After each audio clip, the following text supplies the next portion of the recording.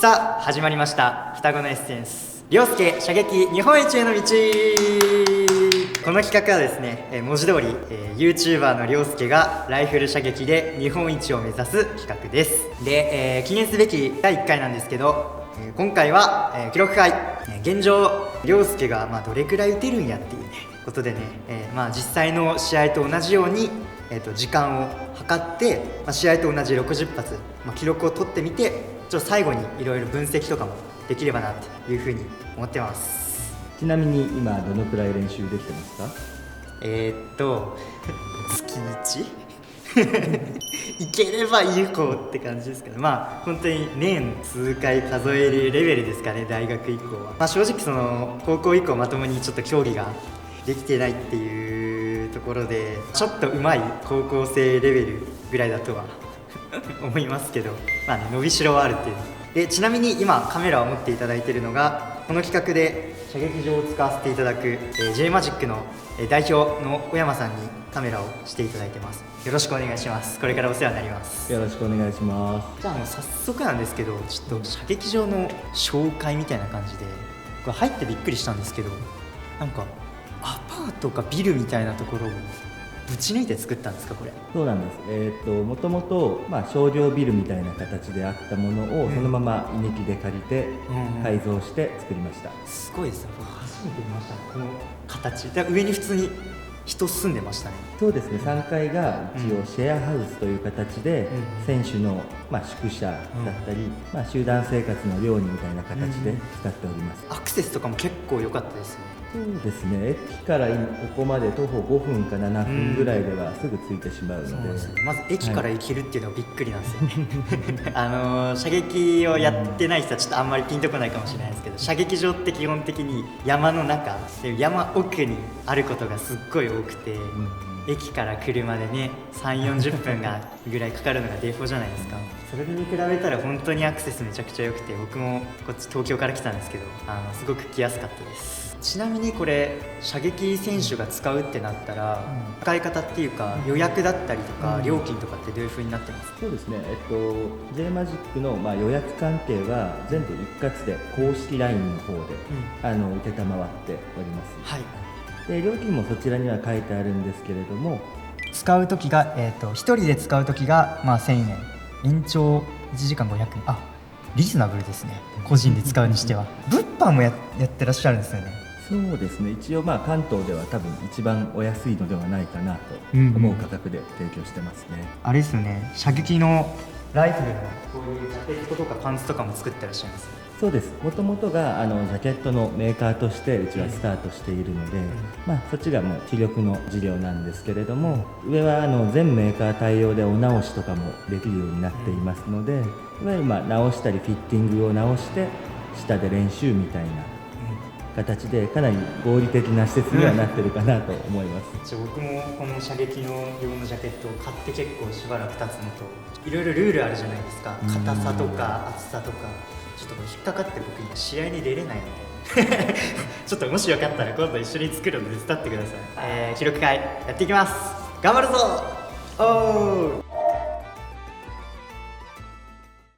ちょっと今回日本一を目指すにあたってちょっと秘密兵器を導入しようと思いまして、導入しようというか貸していただいたんですけどスキャットって言って銃の撃つじゃないですか。撃った時の銃の軌道だったりどこに当たったとかみたいなのが本当に全部データ化されて分かるっていう代物があるんですけど、これ買ったらどんぐらいするんですか？20万ぐらいの機器を、今回導入して、野球とかだとラプソードとかってありますよね。なんか球の回転数とかが分かるみたいなの射撃版みたいなやつを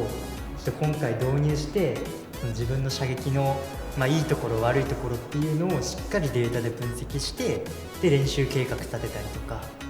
いろいろ改善したりとかっていうのをやっていこうかなっていうふうに思います。でつないで弾着が出るって感じですね、自動化。そうです。じゃあやってみます。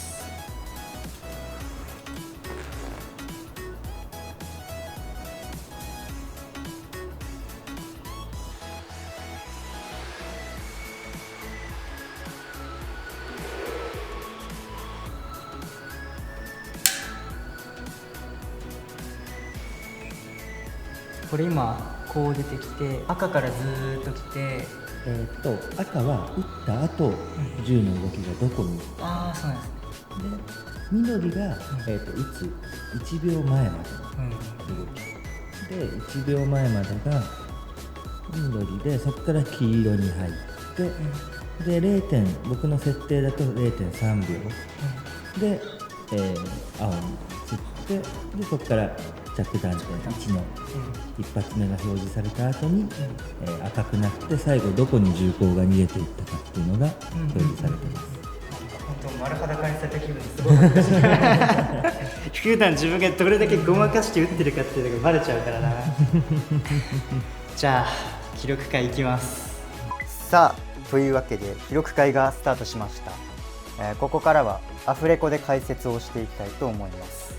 まずはじめに射撃をやってない人はマジでこの動画何をやってるかわからないと思うので、かいつまんで説明しますね。詳しくは他に上がってる射撃の動画もあるので、そちらを見てください。で、今自分がやってるのが 10m エアーライフル立射60発競技男子っていう種目です。で、表記をすると 10m ARS60M っていう風に書くんですけど、10m っていうのは今自分が撃ってる場所から標的までの距離ですね。他にも 25m とか 50m とかもっと長いやつ、100とか200もあったっけ、なんかそういうのもあります。で AR っていうのが銃の種類で、僕が使ってるのが空気銃っていう圧縮した空気の力で弾を押し出す種類のライフルで、これをエアーライフルって言います。エアーっていうのが空気ですよね。他には火薬銃があるんですけど、皆さんが想像するようないわゆる鉄砲っていうのは火薬銃ですよね。競技だとSB スモールボアライフルとかビッグボアライフルとか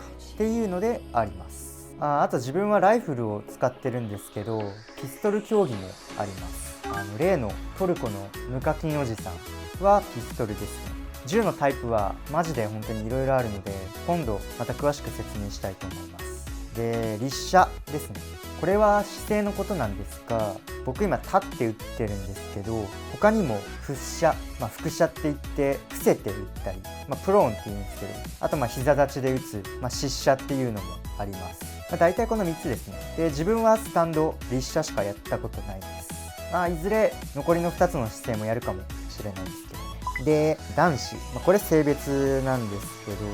大会とかだと一応男女で分かれて競技しますけど、他のスポーツと違うのは、射撃って男女で成績の差とかってあんまりないんですよね。むしろ平均的には女性の方が点数は高くて、これは他のスポーツとは大きく違うところだと思います。で、男女ごっちゃで試合をやったりみたいなのもたまにありますね。で、60発、僕の種目は60発の点数の合計で順位が決まるんで、この記録会も60発打つんですけど、60発じゃない種目もあってですね、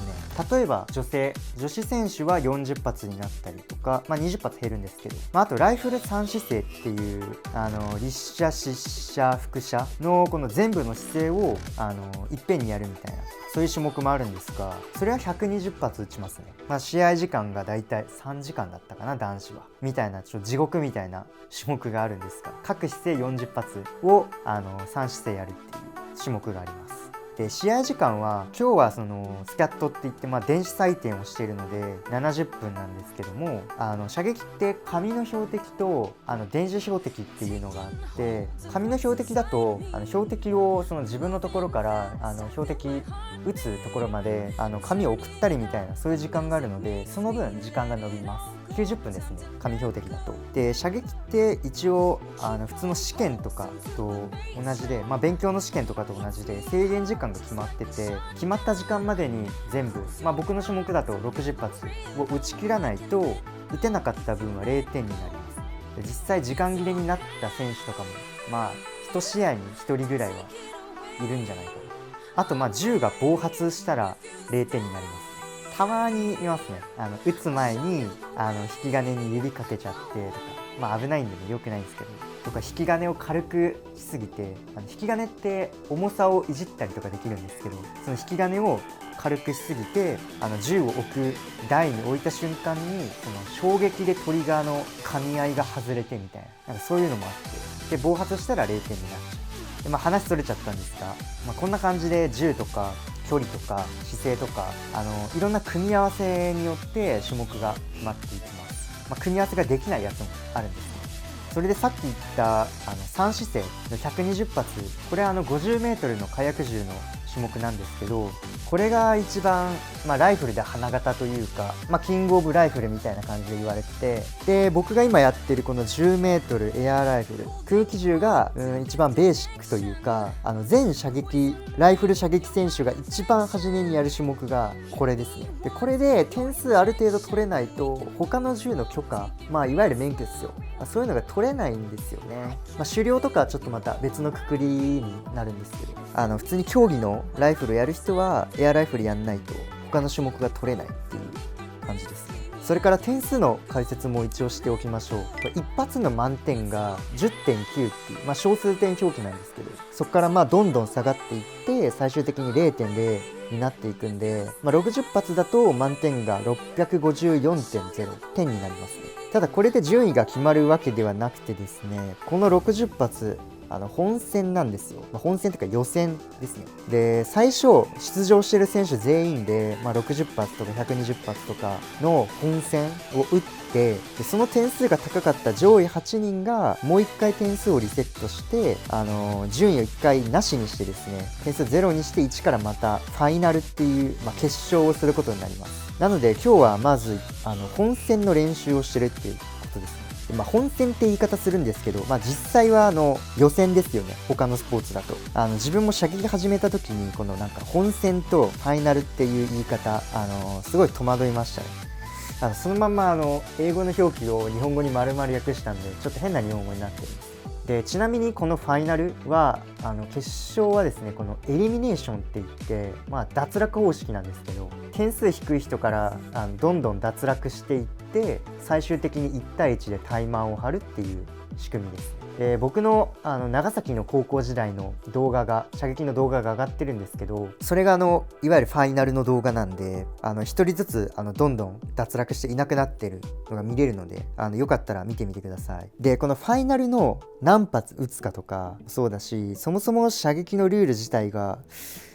コロコロ変わるので、僕今ちょっとしばらく試合に出てなくて、今ファイナル何発撃つかとかって正直わかんないんですよね。多分24発なんですけど、なんで最初5発5発撃って10発撃つんですけど、そこから2発ずつ脱落していってって感じですよ。でちなみに僕の高校時代の射撃の動画を撮ってる人は僕の母校の長崎東高校 OB の人なんですけど、母校の長崎東高校が大好きで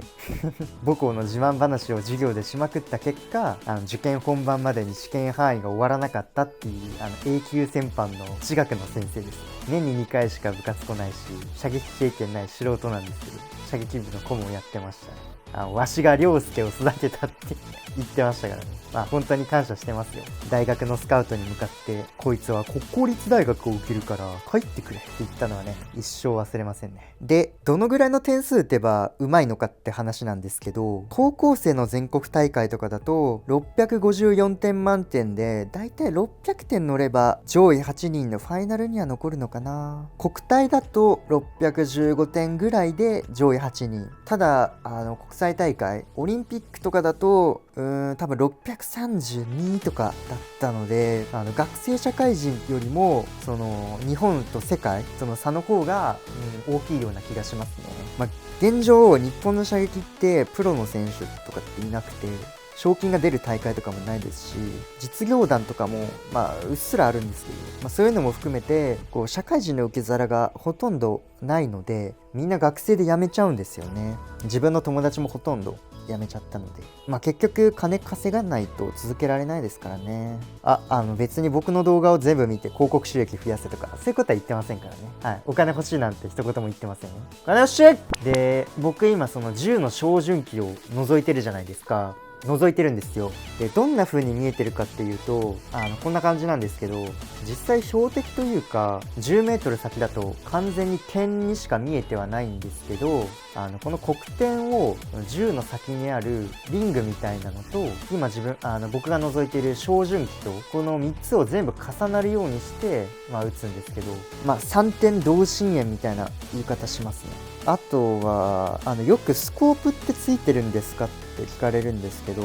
自分の銃にはついてないですね。覗いてただ視野を絞ってるだけみたいな感じですかね。ただ長い距離とかだとスコープつけてる選手いますね。てかつきますね。あと狩猟の人とか、公式試合じゃないんですけどご年配でちょっと目が悪くなってきたみたいな、そういう人もスコープつけて撃ったりとかはしてます。はい、ちょっと説明長くなったんですが、ここまででスキャットのデータと映像を見ながらちょっと今回のね記録会振り返っていきたいんですけど、まず直近ちょっと2ヶ月ぐらい空いちゃったのと練習が、あとちょっと撮影しながらやっててちょっと押しちゃったので撮影が、それで本当に慌てて始めたっていうのもあって、最初の25発ぐらいは体慣らしとか感覚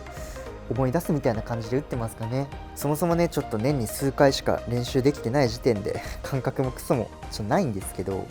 それでも途中ぐらいからは少し感覚が戻ったというか、後から点数は分かりますけど、実は思ったより高校時代から衰えてはないんですよね。ただこれから練習をしていくときはその学生時代とは体のこととか練習環境とかも変わってるので、そういうのは一旦全部リセットして練習はやるつもりですね。あんまり減塩を追いかけないように、正味追いかけるほどのものでもないんですけど、でこのスキャットのアプリなんですけど、これ本当にすごくてiOS Apple Store からインストールして見れるんですけど、さっき紹介した銃の軌道とか、あと弾着弾がどこについたとか、そういうのだけじゃなくて銃の軌道の安定性、銃の軌道がどれぐらい一定に降りてきてるかとか、あとは撃つ直近の1秒でどれぐらい動いたかとか、銃が照準圏に入って銃を覗いてから何秒で撃ったかとか、あとグルーピングって言って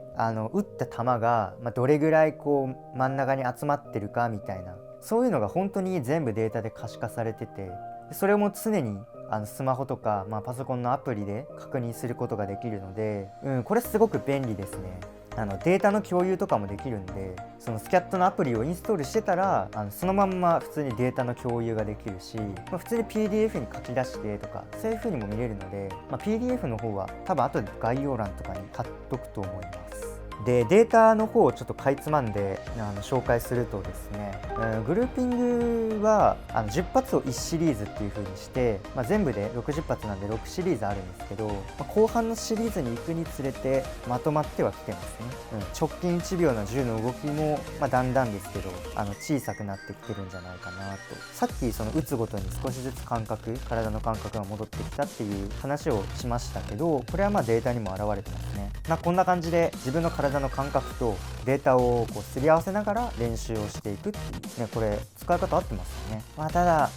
国際大会とかに出てる選手とか、あと海外の選手とかデータも見たりはしたんですけど、YouTube にも上がってるんでね見たんですけど、正直ね僕の射撃はひどいというか、雑すぎますね。上手い選手ってずーっと同じような軌道で銃が入ってきて標的にで撃つ直前とかはもうずーっと同じところに軌道が走ってるんですよ。要はずーっと銃が標的の中心にあって、でどこで引き金引いても高得点に当たる。でも自分の場合は銃の軌道が本当にねいろんなところから入ってきてこんにちはってしてきて、要はバラバラで無理やり標的の中心に合わせてるみたいな感じなんですよね。で銃自体も全然静止できてないので、標的の中心が来たタイミングでもうギャンブルみたいに引き金を引いて、当たるときは当たるけどみたいな、外れるときはどこ行くか分かんない。僕よく地元の大村ボートで吸ってストゼロを飲んで破産してるおじさんたちをね小バカにしてるんですけど勝てるわけないやんっ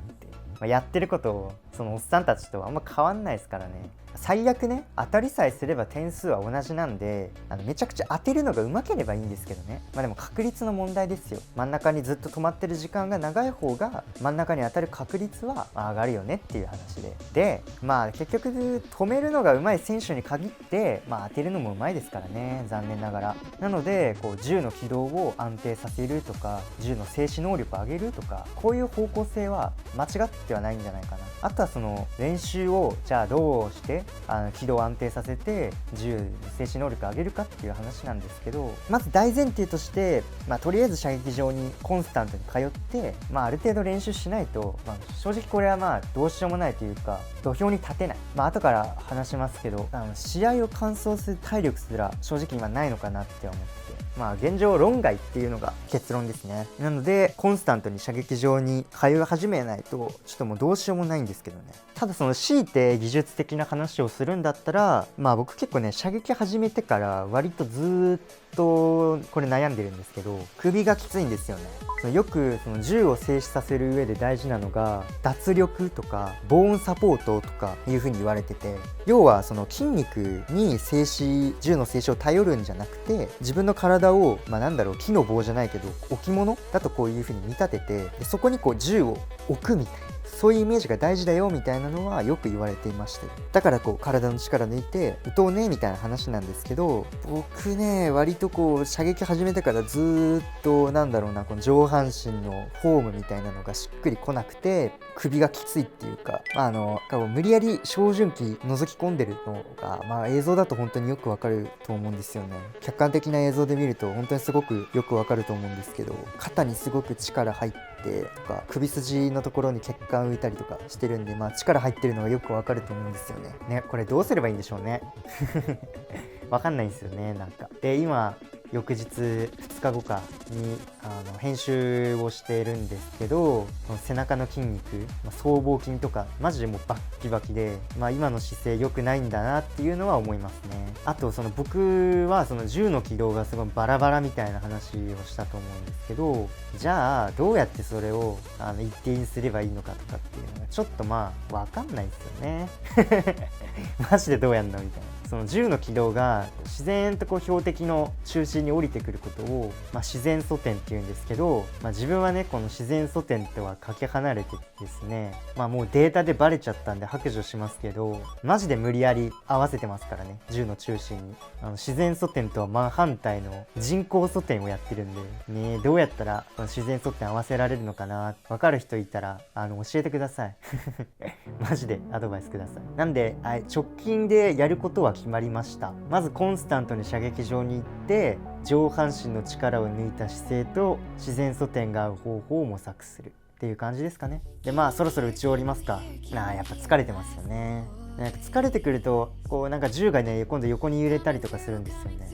腰が開いたりとか筋肉が痙攣したりとか目がシバシバしてますね。僕射撃の時が撮影とか、あとちょっとお出かけの時とかは、普段コンタクトをしてるんですけど、ドライアイなんで、それ以外日常生活とかはメガネなんですよ。で射撃ってレンズとか照準器覗き込んだりとかするんで、めっちゃ目乾くんで、もう正直終わってるんですよね。もう標的ぼやけるどころか、もう二重に見えてますからね、多分この辺とか。射撃用のメガネとかもあるんですけど、もうそれだったら ICL 手術とかしようかなとか思ってますかね。はい、案件お待ちしてます。ちなみに普通のメガネをかけてる人もいいはするんですけど、僕はね覗いた時にほっぺにこうギュッて押し付けてるじゃないですか。その時にメガネが当たってずれるんですよね。でそれでメガネは使えなかったんですよね。もともとそれが理由で僕メガネからコンタクトに変えてるんですよ。高校1年生ぐらいの時は。それまでは結構無理して裸眼で 0.1 か 0.2 ぐらいしか当時なかったと思うんですけども、裸眼で必要な時だけメガネかけてるみたいな感じだったんですけど、はい。で点数出ましたね。607.8ですか。どうでしょうね。これあくまで目安ですけど、社会人の国体とかだったらギリ出れないぐらいなんですかね。県によっては代表になれるのかな。ただ試合とかだと、パフォーマンスって確実に下がるんで、緊張とかいろいろして、こういうのはねだいたい下に見積もった方がいいんですよね。ただ最初の25発ぐらいはちょっと慣れてなかったのとか、カメラ回しながらやってたっていうのを加味したら意外とトントンぐらいかもしれないですね。やっぱカメラ回すと緊張感あっていい練習にはなりましたね。なのでこれからも配信はやりたいと思います。はい、じゃあエンディングです。めちゃめちゃきつかったお疲れ様でしお疲れ様でした。いやー、なんか60発打つのこんなきつかったっけと思って、学生の時は何も思わなかったですけどた。練習機会も社会人になると減っちゃうから大変ですよね。大変ですね。ちょっと年も年ですしねでなんか動かないんで、まずやっぱ一番は試合に耐えうるだけの体力を作るっていうそっからスタートかもしれないですね。最低限頑張って練習射撃場に行かないといけないのもあるだろうしそれでもやっぱ練習機会は限られているのでね、高校生とかみたいに、高校生の時に別に無限にあったわけじゃないですけど、ある程度練習時間が取れるのとはやっぱやり方変えないとなっていうのがあって、やっぱもっとシンプルに姿勢とかも再現しやすいようにしないとな、高校生みたいながむしゃらに押していくみたいなスタイルはちょっともう無理なんだろうなって言ったのがいいんですけど、あんまり見方わかんなくてやってますよ。この辺感覚で言うと最初の20発はちょっともうなかったことにしたいぐらいって感じでしたねでなんかこの辺からちょっとジャケットとかが体がちょっと馴染んできてみたいなところで、後半何発か4,5 発ぐらい結構スーって降りてきて、ここで弾けるみたいなのが 4,5 発ぐらい後半ありましたね。頑張って練習してください。頑張りますでもなんか練習するって言っても、結構自分の周りとかもそうですけど、もうなんか闇雲に銃持って、とにかく狙ってど真ん中狙って撃つみたいな練習してる人がやっぱ多いじゃないですか。なんか練習の方法とかもあんま分かんないですよね正直例えばなんか横に揺れるんだったらこういうことを意識すればいいよとか、縦に揺れるときはこういう風にしたらいいよとか、ちょっとまた後でビデオとか見ながら分析したいと思います。次回はデータ分析していろいろ練習の課題とか目標を決めて日本一目指して頑張りたいと思いますそれでは次回の動画でお会いしましょう。さよなら。